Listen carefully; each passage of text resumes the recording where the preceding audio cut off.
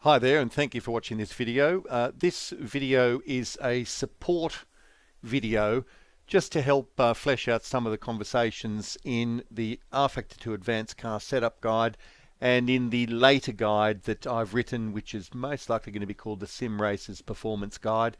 A bit more comprehensive, includes not only setup, strategy and tactics, but also a pretty good section on driver performance. So the purpose of this particular video is to support Chapter 2 of the guide, which is really just explaining what the various setup parameters do. So we obviously need to know that before we start anything. So we're just going to run through them, give you a bit of an overview, and hopefully a bit of knowledge that is going to help you. We're going to start at suspension because suspension and chassis adjustments is really the money shot with setup. It's where you get the most benefit for the least cost. And it's also an area where over the years it's very clear that there's the least understanding and least knowledge about the place. And so obviously the biggest opportunity for us to add value. So here we go. Going to ignore front third spring initially, and we're going to start here, as you can see, with front spring. In fact, we're going to start with dampers. So I've chosen a car here that's got just about every adjustment available under the sun. So sometimes you'll go and see a car and it won't have as many adjustments, but the facts remain the same. So the first thing we're going to talk about is dampers, and you'll see here we've got slow bump, slow rebound, fast bump, fast rebound. So we'll start with dampers in general. What a damper does is it controls and slows down the movement of the car on its springs. Now, if you didn't have any damping at all, your car would oscillate about a little bit like an apparatus in a child's play park. You know, you push on it and it wobbles backwards and forwards in the wind for quite some time. That doesn't really suit us in a racing car environment. We want the spring movement to do its job, then stop, and we want some control of the chassis movement. The slow dampers, as opposed to the fast dampers, the slow dampers here control the whole of chassis movement, and that's normally created by the driver. You'll turn the wheel and that'll create a chassis movement to the outside. You might brake, that'll create a chassis movement to the front. You'll accelerate, that'll create a chassis movement to the back. So it's the whole of chassis movement, the entire what we call unsprung weight of the car. Next time you're near someone's parked car that you know, bounce the car up and down. The bit that doesn't move is sprung weight.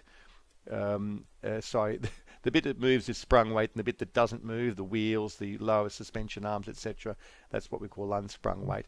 But getting back to dampers, so what the dampers do, the slow bump dampers, they control that whole of chassis movement and therefore fine-tune the way the chassis is moving about. The bump damper controls a compression of the spring. So front slow bump, if you're under brakes and the chassis is trying to move forward, it is slow bump increases that will make that forward movement happen less and happen slower.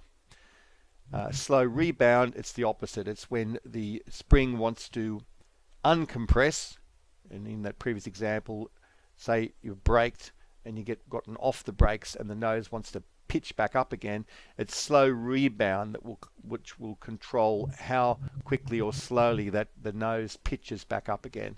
So if it's popping back up a bit too quick, you would increase rebound. If you want it to pop up quicker and release and get back on the rears quicker, you would reduce slow rebound. We'll just touch on rear now. Same rules apply. Slow bump on the rear suspension. That damper setting controls how quickly, how readily, how willing the rear end of the car is able to accept weight transfer. So if you're coming out of a corner, getting on the gas, and you're losing the rears every time, you may want to consider reducing slow bump. Again, it's slow bump that will control the compression of the springs. Slow rebound will control the decompression of the springs. If we want to touch on the science of it all, because you know some of us find that interesting, we can't create or destroy energy. So what the dampers are doing is they're taking that energy, the chassis energy moving around in the springs, and they're converting it into heat energy. Within the damper structure, there are multiple baffles, and the fluid is being forced through these baffles, and that energy is being taken out of the spring and it's being converted into heat energy. Now we'll touch on fast bump dampers. These ones control basically what individual wheels do on the car. So for example, you might hit a curb, you might find there's a bit of a bump on the track, and it's really punching the wheel up more and destabilizing the car more than you would like. And if you want the wheel, the up-down movement of a particular wheel to be more readily able to occur, you'll lower the fast bump damper. And again, the bump controls the compression of the spring, the rebound controls the decompression of the spring. As a rule of thumb, fast bump dampers, you want them set as low as possible, provided that the wheel isn't oscillating around, isn't bouncing around on the racetrack, because without any or very little fast bump, fast rebound damping, you will find that, getting back to that children's play apparatus analogy, your wheels are just going to be bouncing up and down on the road. If ever you see a car driving along the road with dampers that are absolutely shot, you will see the tyre and the wheel is just bouncing up and down incessantly along the road as they drive along. So if the rubber is not in contact with the road surface, it is not going to give you much grip. So we want to have these fast bump dampers set so that they will control those fast movements of a wheel oscillating under the car. So if there's a particular part of the track, for example, where you need to take some curb to optimize your line, but it's upsetting the car too much, you would look at fast bump damper to allow that wheel to very quickly retract up into the chassis, and then if it's needing to lower that, but then if you want to still have a bit of control and don't want it oscillating around too much, you might, for example, have the rebound set slightly higher. So that's the general explanation of dampers. Thanks for bearing with me. So if you're still with us, now we're going to talk a little bit about springs. Now, a good way to think about the springs is they're the things that control how the chassis can move around fore, aft and side to side. Mainly fore, aft is our consideration. It's not a common thing to have asymmetric spring settings side to side. But the first thing we really need to dispel is the myth that's occurred over generations of blokes creating street rods and lowering cars onto stiffened suspension because it made the car feel harder and sportier. In a performance driving environment, if you want to add grip to one end of the car, you soften that end. So all other things being equal, the softer the spring, the more terminal grip you will have. So the question you might ask is, well, why don't I then have incredibly soft springs? You need to have some control and you need to have some response, particularly in front springs. So your spring balance, and this particular car only has a separate front spring rate adjustment. The rear spring is bound up in the third spring. But most of the cars you come across will have a front spring and a rear spring separate. You can see here it's detached because we're relying up here for this formula car on third spring. So what will happen with spring rates as you change them, if you soften one end, that spring will allow the chassis to settle on that end of the car earlier, more readily and for longer. And the end that's stiffer, if you make one end stiffer, those springs are literally going to push the chassis away from that end and aid it sitting on and loading the other axle for longer. So if you've got an issue with one end of the car not having enough grip through the middle of the corner, one of the first things you do in terms of mid-corner terminal grip is you start to take some spring rate off the end that isn't gripping, and the stiffer end is going to push the chassis as it oscillates around more onto that end that you've softened, and you will have greater mid-corner grip at the end that you've softened. Now there's a couple of now let's talk about a little bit about spring rates front and rear. A very common thing that occurs, which will give you guidance on front spring rate, if I was to really lower this front spring down to minimums, what's going to happen is, yes, the car will move onto the front axle. The front axle will have a lot of load, but it's very slow to respond. The spring's too squashy. You turn the wheel and it just wallows about. It doesn't give you that crispness of response. So and what will typically happen if your front springs are too soft is that you'll go to turn in, it'll take a long time to respond, and finally when it does respond, there's just too much grip there mid-corner. So you'll have entry understeer and mid-corner oversteer, which is quite deadly. So in general terms, it's nice to have a little bit of stiffness in the front spring. And if you want the front end to come into play quickly, we lower front slow bump. If you remember those dampers that prevent the front loading up if they're too high. So you'd lower front slow bump, lower front rebound a little. And this will allow the chassis to move quickly onto that spring. But once it loads onto that spring, you're going to get a quick response, a quick rebound, quick response to your turning inputs. So a little bit of crispness in the spring rate is a good idea, and I don't often find it helpful to lower front spring rates down to minimums. I would rather work at the other end if you're finding you've got a mid-corner grip scenario. We're going to talk later on in this series about tuning the car for the corner entry phase and the corner exit phase. What I'm discussing here is really our steady state or mid-corner performance. If we look at rear springs, and if I had them down here, I'd be playing with rear springs here. On this Formula car, I've only got a third spring, which I will explain in a little while. The rear of the car deals with a lot of force. When you think about it, the front of the car has to deal with braking, and yes, there's a big weight shift forward under brakes, and it's got to deal with turning. But the rear of the car also has to deal with braking, turning, but also delivering the power to the ground. So in general terms, the rear end of the car needs to be a little on the soft side to really give it that compliance and that grip on the throttle.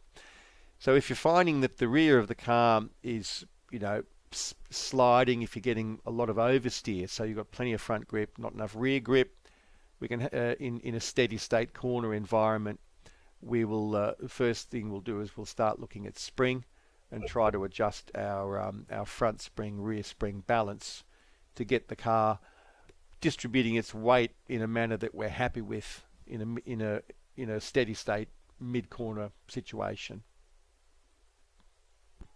Now I'm going to explain this mysterious thing called third spring, and what I'll do is I'll insert a still picture. I've got a good picture of one from the guide. I'll insert that here into the video for part of this conversation. So if you look closely at the design, very, very clever. Each spring can work independently, but if they're both squashed at that end, the third spring kicks in. It only came about in about 1999, because prior to that, what you had to do is you had to keep the car off the ground. So in Formula cars at very high speeds, the Aero was squashing them onto the ground, and the sparks would be flying, and so you'd have to be using springs or packers to keep the car off the road. And the price you would pay, of course, is by having springs that are too stiff, is that you're losing your mid-corner grip. So what the third spring does, it's a very clever device. There's an articulated lever on it, and if one side of the car is being compressed, that can happen happily, so in a cornering environment. But if one end of the car is compressed, so both front springs are being compressed to their maximum, the third spring is allowed to kick in, and the third spring gives more resistance at the end of the travel of the two independent front springs or rear springs. So essentially what you can have in the third spring is you can have backup for the individual springs at that end on either corner, so that when they reach the end of their ability to control the car, because they're soft, rather than having them compressed down to nothing, third spring kicks in and it stops the car grounding. And that's what it does. The bottom line is it allows you to spring the car softer for cornering grip, but not have the car scraping along on its belly under high aero loads, or fully bottoming out under brakes, or fully bottoming out under hard throttle. And that's what the third spring does so brilliantly. Now, consequently, by design, the third spring on its own will not have a big impact on the car cornering.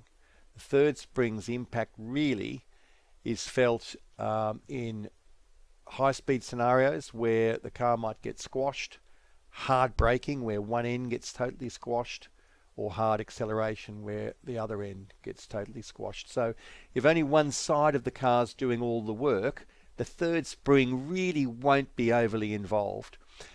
However, in some formula cars like this one, we only have a rear third spring.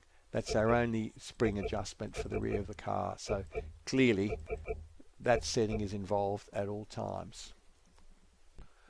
If you're still with us, now I'm going to talk a little bit about packers.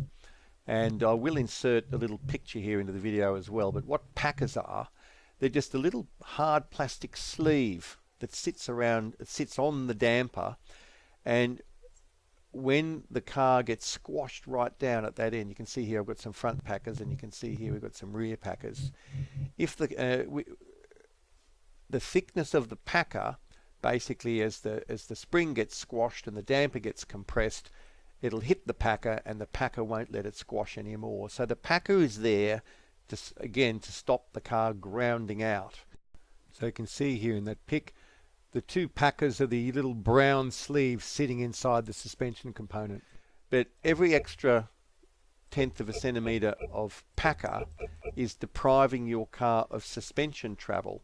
So if we're to look at the front packers and we've got, say, 1.7 centimetres of front packer versus 1 centimetre of front packer, essentially we've given ourselves, by reducing the packers, we've given ourselves 0.7 of a centimetre of more suspension travel, more room for the suspension to do its job, to offer that compliance and offer that grip that suspension is there for. There's no sense taking away suspension travel if you don't need to. So packers are used when one end of the car is getting squashed, or potentially one side of the car is getting squashed. And a really good example is in Spa in Belgium. If you are absolutely flat through Eau Rouge in a formula car with very soft springs and very low packers, the car will ground out because you've got a lot of speed, you've got a lot of energy going through the car, a lot of downforce, and then you've got a lot of G-force. And if the car's scraping on its belly, you will lose speed. So you can check that in Motec. If the car hits the deck and your ride height goes to below 0, you put some packers in just to stop it doing that. Now we've got packers on the normal corners of the car, front and rear suspension, but we've also got packers here, third spring packers. Now the scenario I've just described of the whole car getting squashed, or the rear or the front getting squashed in total, that's a third spring packer job. You don't need to jam in massive packers into the corners of the car if you've got the whole end or the whole car being squashed. If that's the case and you've got third spring available, then use third spring packers, because unless the whole end of the car's being compressed, those third spring packers aren't going to be doing anything at all, aren't going to be interfering with your handling.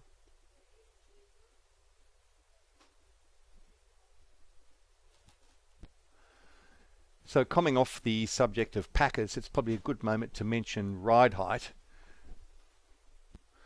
So coming off talking about packers, it's probably a perfect moment to discuss ride height a little bit.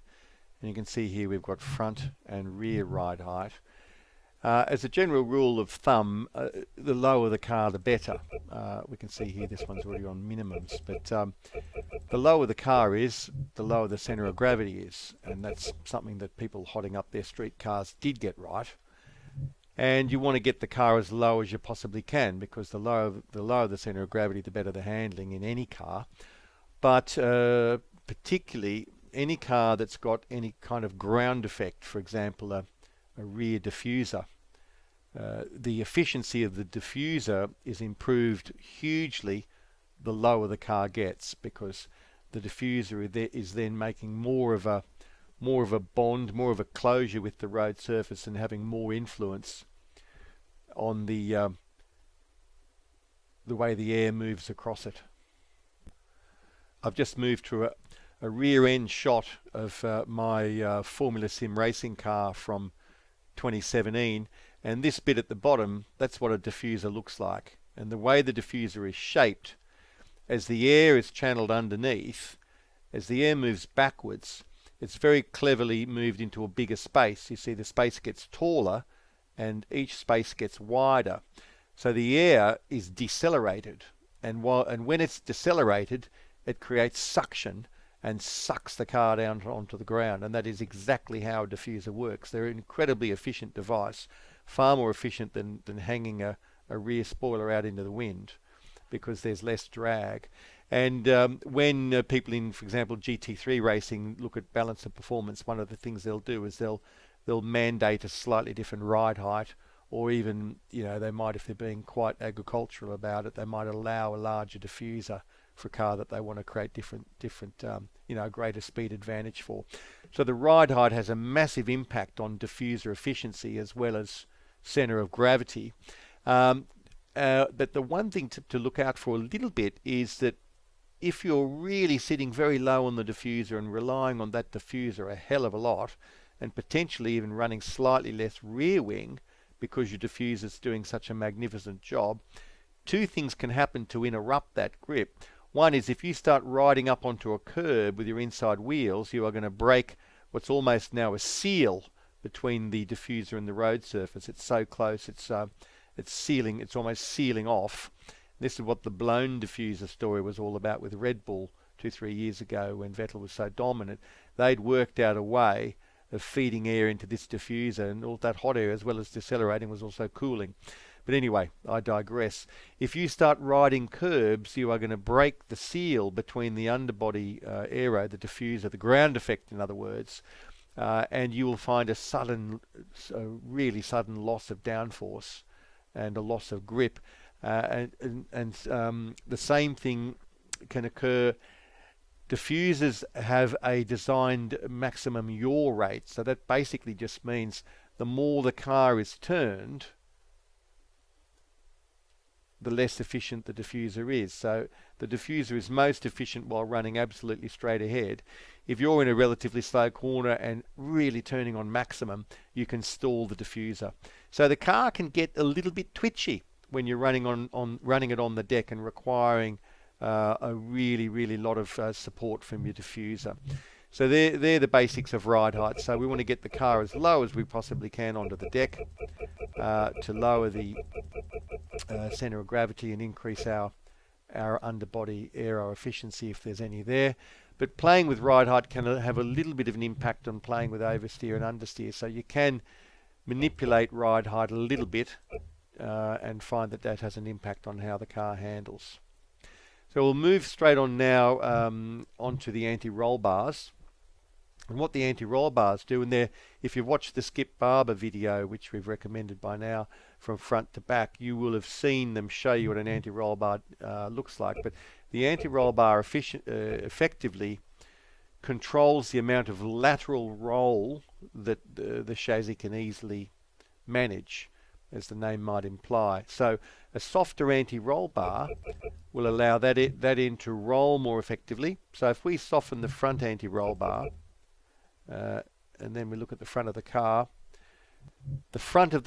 can roll more effectively onto the outside wheel, thus giving it more compliance, more grip. So softening an anti-roll bar at one end will increase terminal grip. A little bit like springs, go too soft on the anti-roll bar and you might have issues if you've got a sequence of corners, like Maggots and Beckett's at Silverstone, famous sector, or another famous sector, Sector 1 in Suzuka, through the S-curves. If you've got to really quickly and dynamically move from one direction to the other, anti-roll bars that are too soft, allowing the car to roll too much from side to side, could potentially lower your response time. And rear anti-roll bars, they're simply enough. If we lower the rear anti-roll bar, it allows the rear of the car to move more quickly from one side to the other. And for the car to handle really well, it needs to be able to lean on the outside tyre. So lowering anti-roll bars allows it to lean on that outside tyre more, and will have a big impact on the relationship between front and rear grip. If you increase your rear anti-roll bar stiffness, it'll bring the car more into oversteer.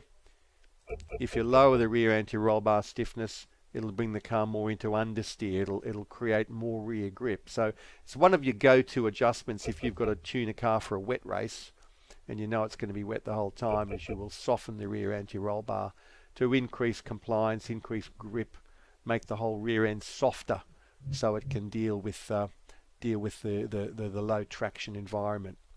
And exactly the same rules apply for front anti-roll bar. Stiffening the front anti-roll bar will make it initially a bit more responsive, but your mid-corner grip, your steady state grip, will be reduced. If you lower the stiffness of the front anti-roll bar, your front grip will be increased. So anti-roll bar can have a big impact on grip balance between front and rear, as well as terminal grip. If you're still with us, congratulations, but just to touch now on toe in. What toe in does, as the name implies, it literally points, if your steering wheel is pointed dead ahead, it literally points the tyres towards each other. And that has a bit of an impact on enhancing the turning at that end. It'll create a bit of a sort of the wheel's already slightly turned when it starts to get loaded effect. So extra toe in on the front will increase front end response on turn in. However, if you're traveling at high speed along a straight, it's causing drag and friction and tyre wear. So there is a trade-off how much toe in that you might want. Same with rear toe in. This car is actually showing toe out. Reducing the toe out as low as possible will increase rear responsiveness. So toe in at the rear will increase responsiveness, but when you and toe in at the front will increase responsiveness, but it will cause extra friction and extra tyre wear. Now we're going to move on to camber, and hopefully I've cleverly set this so you can see my Avid Chronic Racing Formula Sim racing car in front of you, and I've set the front wheels on maximum camber so you can see the tops of these tyres are pointed inwards. Now I'm going to just dive back out and set it on minimum camber, and you can see the difference. So I'm back with you now. I've taken those front wheels and I've moved them to minimum camber, and you can really very easily see there with the naked eye the difference that makes. So I've brought us back in now to a shot of the car back on maximum camber. That's about minus 4.5 degrees camber, which is a pretty extreme camber. Let's talk a little bit about camber. Let's increase our understanding of what it's there for. Now, if we were driving around the suburbs in a milk van delivering milk, the car sits pretty flat on the road, and in fact most normal road cars, negative camber at the front end is usually limited in factory specs to about minus 0.1 of a degree, so almost absolutely flat on the road. Now what happens with camber is you've got two competing tasks for the front. Let's talk about the front tyres initially. You've got two competing tasks for these front tyres. One is what we'll call longitudinal work, or fore aft grip, so that's under braking, and the other one is lateral stress. When the car is cornering, it's trying to push the wheel sideways. Now, two very different tasks which combine in different amounts on different tracks. If we want the absolute perfection in mid-corner steady state grip, pardon me, what we want is maximum camber. If we've turned into a corner and we are going as fast as we humanly can through a fairly high-speed corner, the chassis is moving sideways, it's tilting over, the anti-roll bars are allowing the car to move over onto the outside, and this tyre, this contact patch underneath, will in fact start to sit flat on the road rather than on its inside edge, because the whole car is tilted. In a right-hand corner, this whole car is going to tilt over here to the outside, to the left-hand side, and it's going to bring that contact patch in perfect contact with the road underneath. Whereas when it's running along on the straight, it's really going to be sitting on its inside edge. And there's a fantastic picture in the guide that I've published that shows you a photograph of Paul di Resta's car. I think it's at Spa, and it shows you with infrared the different temperatures across the tyre, and the outside tyre is looking absolutely perfectly even because it's working the whole contact patch, and the inside tyre is just running on its inside edge. So when you're running along the straight, all the car's riding really on its inside edge. It's not particularly giving you any fantastic levels of grip running along a straight at high speed. However, under braking, that is compromised. If you're putting braking really hard, into a big stop, and you've got massive amounts of front camber, you don't have the whole tyre surface in contact perfectly with the road. There's the inside edges are going to be doing most of the work. Now that is the limiting factor for you for front end camber. If we only had to turn corners, for example, IndyCar racing, and we didn't really have to do any braking, then you could run a lot of camber a lot of the time. But you've got to be able to stop the car, and that's the trade-off. How much is going to be perfect camber for stopping and how much is going to be perfect camber for mid-corner grip are two completely different numbers. And that's what testing's about. It's to work out where the trade-off is most productive over a lap. And I can give you a very good example that's mentioned in the guide, in the setup guide, is Sector 1 at Suzuka benefits from a lot of camber. You've got all those S-curves leading into the Dunlop, leading into the two Degners, and the car is really pushing very hard laterally, and high camber is very beneficial at the front, and significant camber is very beneficial at the rear. But then we get onto the back straight, the big exit from the spoon curve, the big stop into the final chicane, made famous by Senna and Prost in about 87, I think it was, or 88. And the Casio triangle, and the big acceleration onto the pit straight. And that's an environment where lower camber is beneficial because the car's doing more work, more longitudinal than lateral work. Now in testing, I found an increase in the camber slightly, found me about 0.7 of a second in Sector 1, and lost me about 0.3 of a second in the final sector. So that was the trade-off. We lost time on the straight bits with the big stops and the big acceleration. We found time on the turny bits. So the net trade-off was a benefit, and we kept the higher camber setting. And that's what it's all about. It's not just a case of, oh, more camber equals more performance. More camber will give you more cornering performance at the cost of what we call longitudinal performance, accelerating and braking. So we might not just talk a little bit about the rear tyres as well. And we can see here in this setting I've got, the front tyres are clearly at a greater camber level than the rear tyres, and that is totally normal in real life. Look at any pictures, look at any videos, any TV showing Formula cars, you'll see a lot more camber at the front than the rear. And the answer and the reason is that as well as the tasks that the front tyres have got, which are both turning the car and stopping the car, to that we can add on the rear the task of propelling the car. Now this vehicle here has about 800 horsepower, and you can't put that on the ground with a massive amount of rear camber. The car has got to have increased longitudinal performance over what's required at the front. So bottom line is the rear camber will always, in a rear wheel drive car, the rear camber will always be less than the front camber because the rear camber has to propel the car. Not a bad rule of thumb is to say, well, let's take a measurement halfway between the front camber and 0, and your rear camber is going to be optimized somewhere around the middle between those two settings, between front camber and 0. But rear camber is actually pretty easy to test, because if you make a change to rear camber, it is really obvious really quickly if it's working for you or not. And if you're using Motec and analyzing two setups across a lap, you'll very quickly see where less camber gives you a benefit in accelerating and braking, and more camber gives you a benefit in the turny bits. You've just got to find that happy medium where you've optimized camber for that particular track.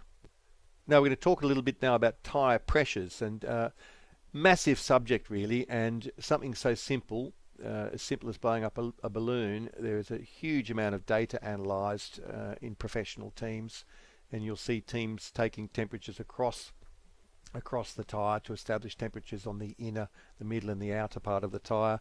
We've already talked about the impact of camber, how camber will cause the insides to run a whole lot hotter. You've got to work out in the middle of a corner, in steady state cornering, in terminal grip situations, whether or not the whole contact patch is being used. And that's part of your decision on camber. But also you've got to work out whether your tyre pressures are helping or hindering that. And depending on how your simulation works, this particular car I'm talking about here is in the R Factor 2 simulation, but the way it works in real life and the way it will work more and more depending how real life, how simulation your favorite driving sim is, tyre pressures will have a real world impact. So let's talk about a couple of things. We can see here the bottom of the tyre is flat. The higher the tyre pressure, the less of the bottom bit's going to be flat. So a tyre with a lot more pressure in it, there will be a smaller contact patch. Yeah, the tyre will feel a bit more responsive initially, but if you're running around on a contact patch that's sort of half the size of a cigarette packet versus one that's the size of 2 cigarette packets, you will have less terminal grip. And what you need to do is you need to play around with tyre pressures. Little changes make a big difference. We were preparing a car for the 24 Hours of the Nordschleife, and we were trying to move the car's balance into a little bit more oversteery. And we had a team of 4 drivers. Everything else in the car was off limits because we'd reached our final setup. So by playing around with tyre pressure in the pit menu, I found by adding 3 clicks to the rear tyre pressure and making that tyre contact patch ever so slightly smaller in the rear, I had a slightly more oversteery car to my liking. So what you've got to do as well, you've got to analyse what's happening when the tyres are hot. There's no sense getting out and doing 1 lap and just making a decision on tyre pressures. You've got to get them to full operating temperature and see how they feel. And also another thing to look for is asymmetry in tyre pressure. Most tracks will involve turning more one way than the other. You know, I don't mean ovals. Your typical track, typical real world track will run in a clockwise direction. There are certain tracks like Interlagos in Brazil, which runs anti-clockwise. In fact, it hurts the drivers' necks because they're not used to it. But as a result, the inside tyre will do less work. On most tracks, it's the right-hand side of the car will run cooler. That'll result in asymmetric tyre pressures. You'll have hotter pressures on the outside, which is doing more work, and higher pressures, hotter tyres, cooler tyres and lower pressures on the inside, which is doing less work. Now, you might not think that's an issue, but there will be turns when you're turning right, and the inside, the cooler side, will not be optimized. So what you need to look at is having asymmetric tyre pressures, putting a little bit more tyre pressure in the inside set, so that when the tyres come up to temp, when you're running at full efficiency, you've got similar grip all around, because you've not only got lack of performance in, say, a right-hand corner, a left-hand corner on a typical track because the outside tyres are too cool in the left-hand corner. You've also got braking and acceleration efficiency to think about. If one side of the car is running cooler and has a smaller contact patch and you're in a massive braking zone, your braking is inherently going to be unstable. The side of the car where the contact patches are bigger and the tyres are hotter is going to offer more grip. So you've essentially got a car that's got a built-in yaw rate ready to occur for you under hard braking. So my advice is spend the time playing with tyre pressures. It's a very simple, not a very glamorous thing to test, but it's absolutely worth analysing. And in a Formula car, if you've got more than one compound, if you've got, you know, primes, options, or, you know, sometimes you might have 4 compounds to play with, you need to do this testing in the different compounds that you'll be using in the race. Quite often the harder compounds respond nicely to a little bit more pressure, get a bit more heat into them, and so that is something to analyse as well. So have fun working with tyre pressures. Thanks for listening. I have published a full guide which is available for purchase. The details are available below the video.